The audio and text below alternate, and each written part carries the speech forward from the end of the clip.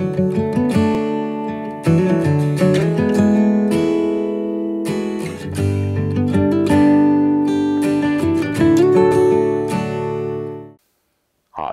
Michael Dresdner here to talk about finishing on the lathe with GluBoost Fill and Finish. Today we'll finish a simple spindle whose pores are already filled and a more complex closed pore spindle. We've already filled the pores on this Philippine mahogany spindle and sanded it. Now we're ready for finishing. With the lathe running at its slowest speed, apply thin fill and finish either directly onto the wood or onto an application pad.